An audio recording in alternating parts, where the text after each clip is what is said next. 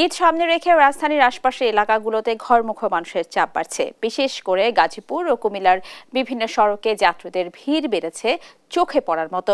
এ নিয়ে বিস্তারিত জানতে যুক্ত হচ্ছেন সহকর্মী এম নজরুল ইসলাম ও সুমন কবির। প্রথমে যাচ্ছি গাজীপুরে। নজরুল, আপনি আমাদের জানাবেন যাত্রী ও যানবাহনের চাপ কেমন দেখছেন, কি বলছেন যাত্রীরা?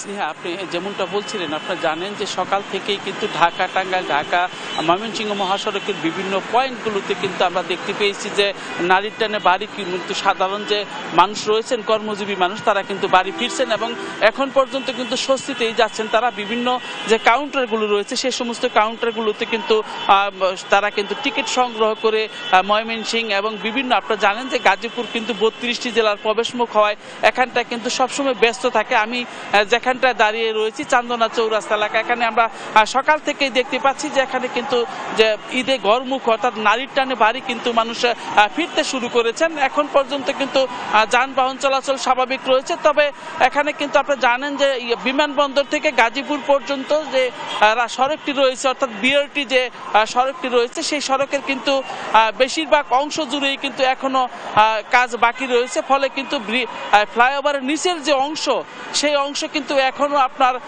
বিভিন্ন জায়গায় কিন্তু খানাখন্দর এবং বিভিন্ন পানি জমাট বেঁধে রয়েছে। এর ফলে কিন্তু শঙ্কা থেকেই যাচ্ছে, যদি আপনার ঝড় বৃষ্টি হয়, যদি বৈরী আবহাওয়া থাকে তাহলে কিন্তু সেটা নিয়ে কিন্তু শঙ্কা প্রকাশ করছেন চালকরা। তারা জানিয়েছেন যে নির্মাণাধীন যে ফ্লাইওভার যে কাজগুলো নিচের অংশ কিন্তু এখনো রয়েছে, এর ফলে কিন্তু নিচে যে ড্রেনগুলো রয়েছে সেই ড্রেনগুলোতে কিন্তু অল্পতেই সড়কের পানিতে কিন্তু পানি উঠে যায় রাস্তায়।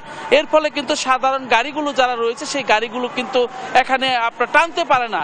তো এটা কিন্তু পুলিশ কিন্তু সেটাকে নজর রেখেই কিন্তু তারা ব্যবস্থা রেখেছেন। আপনারা জানেন যে গাজীপুরের বিভিন্নভাবে কিন্তু এখানে যে পুলিশ প্রশাসন রয়েছে অর্থাৎ জেলা পুলিশ, গাজীপুর মেট্রো পুলিশ, তারা কিন্তু সারাক্ষণ কিন্তু এই সড়ক নিয়ে কিন্তু তারা ব্যবস্থা করছেন। আমরা দেখতে পেয়েছি আজকেও যে বিভিন্ন জায়গায় কিন্তু যে সমস্যা রয়েছে সেগুলো কিন্তু তাৎক্ষণিকভাবে সারার চেষ্টা করছেন। সবকিছু মিলে কিন্তু গাজীপুরের স্বস্তিতেই মানুষ বাড়ি ফিরছেন। তো এই ছিল আমার কাছে গাজীপুর থেকে সর্বশেষ। তো আমরা এখন সর্বশেষ খবরাখবর নিয়ে চলে যাচ্ছি আমাদের সহকর্মী সুমন কবিরের কাছে। কুমিল্লা থেকে সংযুক্ত হচ্ছেন সুমন কবির। জি নজরুল, আপনি যেটা বলছিলেন ঢাকা চট্টগ্রাম মহাসড়কে অর্থনৈতিক লাইফলাইন কিন্তু কুমিল্লা যে অংশে 102 কিলোমিটার রাস্তা রয়েছে সেই 102 কিলোমিটার রাস্তা আমরা এখন পর্যন্ত কোনো ধরনের সমস্যা তো দেখিনি। তবে এই বিষয়ে একটু জানিয়ে রাখি, কুমিল্লার যে হাইওয়ে পুলিশ সুপার রয়েছে উনি আমাদেরকে জানিয়েছেন যে কুমিল্লা 841 জন আসলে পুলিশ সদস্য, ট্রাফিক সহকারে র্যাব সকল রোভার স্কাউট, পেট্রোল টিম এবং রেস্কিউ টিমের সমন্বয়ে আসলে কমিটি গঠন করা হয়েছে এবং তারা একযোগে কাজ করে। বিশেষ করে আমি একটা জানিয়ে রাখি, কুমিল্লা ঢাকা চট্টগ্রাম মহাসড়কের দুই পাশে যে উচ্ছেদ অভিযান সেনাবাহিনী আসলে করছেন এবং কোনো ধরনের আসলে যত্র গাড়ি পার্কিং এবং সেখানে যদি কোনো রাস্তা কোনো খানাখন্দ না থাকার কারণে কুমিল্লা এবার নির্বিঘ্নে আসলে ঈদযাত্রা করতে পারছেন। এদিক থেকে আমি যদি একটু কথা বলছি, ডাকাতির যে বিষয়টা আসলে উঠে এসেছিল, আসলে কুমিল্লা ঢাকা চট্টগ্রাম মহাসড়কে দেখেছি ডাকাতিতে এমন কোনো ঘটনা ঘটেনি এবং র্যাব প্রতিনিয়ত সেটা কাজ করছে না এবং জায়গায় জায়গায় র্যাবের সাইনবোর্ড দেওয়া আছে তথ্য দেওয়ার জন্য এবং মোবাইল নাম্বার দেওয়া আছে এবং যে কোনো তথ্য তাদেরকে জানানোর জন্য এবং র্যাবের টিম এবং সেনাবাহিনী টিম নির্বিঘ্নে কাজ করতে। সেদিক থেকে কথা বলি, যাত্রী কল্যাণ সমিতি আমাদেরকে জানিয়েছেন এবার ঈদযাত্রা কোনো ধরনের টিকিট দাম বৃদ্ধি করা হয়নি এবং বাস মালিক সমিতি সে একই কথা আমাদেরকে বলেছেন। এবং আমি তো একটু জানিয়ে রাখি, কুমিল্লা যে অংশ সেই অংশে আমরা দেখেছি যে আপনার সমন্বয় করে আসলে কাজ করছে, বিশেষ করে সেনাবাহিনীর থাকার কারণে আসলে যেখানে যাত্রী এবং ড্রাইভাররা বলছেন নিরাপত্তা রয়েছেন, কোনো ধরনের সমস্যা সৃষ্টি হয়নি। একটা মধ্যে ঢাকা চট্টগ্রাম বিশেষ করে যখন দুর্ঘটনা হচ্ছে সাথে সাথে রেস্কিউ টিম উদ্ধার করছে এবং জরুরি টিম আসলে রাখা হয়েছে স্ট্যান্ডিং হিসেবে, সেই রোভার স্কাউট টিম রয়েছে।